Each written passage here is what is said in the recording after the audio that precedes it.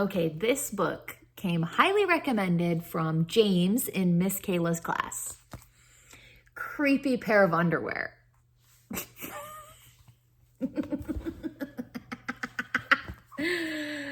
Okay.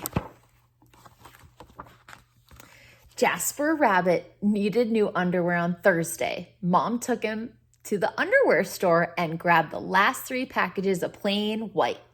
But as they headed to the checkout, Jasper spotted them. Creepy underwear, so creepy, so comfy. Mom, can we please get these? Jasper pleaded. I think they're a little too creepy, said Mom. They're not creepy, they're cool, Jasper. Oh, let me redo that one. They're not creepy, they're cool, said Jasper. I'm not a little bunny anymore, I'm a big bad rabbit now. Mom agreed to buy 1 pair. That night, Jasper wore his cool underwear to bed. Do you want me to leave the hallway light on? Asked Dad. Dad, I'm not a little bunny anymore, said Jasper. I'm a big bad rabbit now. His dad shut the door, and that's when Jasper noticed. The underwear glowed, a ghoulish green glow. He closed his eyes, he pulled up the covers, and he buried his face in the pillow. But it didn't help. But it didn't help. He could still see that ghoulish greenish glow. Jasper leaped out of bed and put on a pair of plain white. He stuffed the creepy underwear into the bottom of his laundry hamper. He finally fell asleep.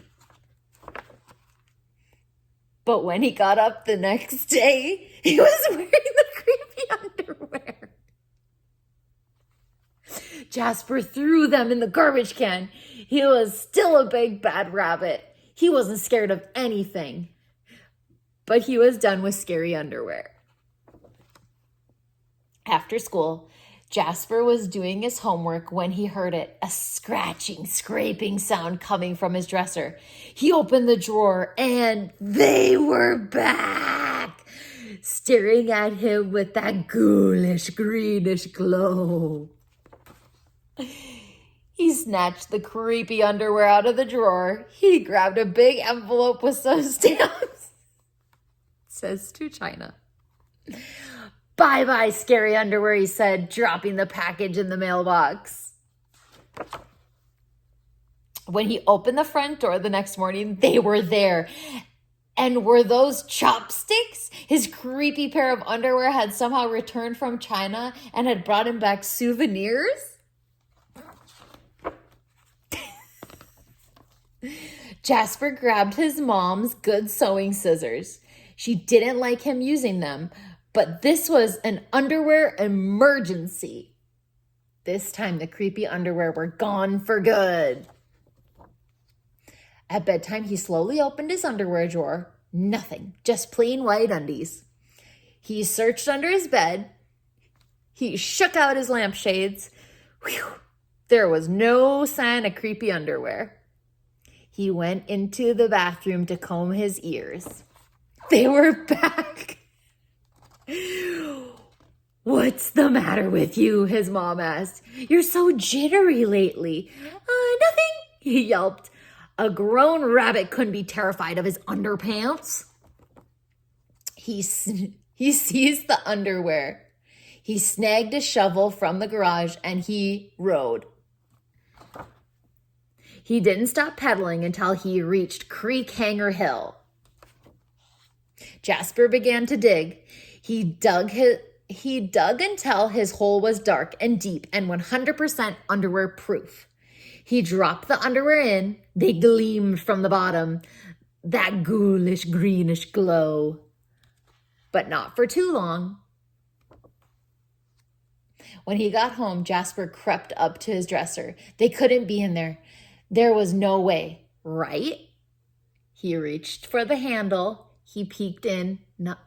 Nothing but just his plain white underwear. Jasper smiled and turned out the light. Oh my gosh.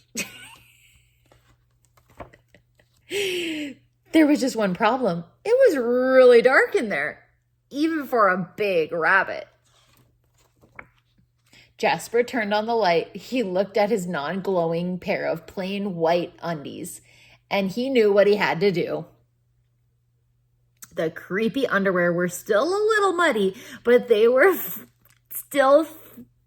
The creepy underwear were a little muddy, but they still filled the room with that gentle greenish glow. The next day, Jasper gathered his allowance money and went to the underwear store all by himself, just like a big rabbit.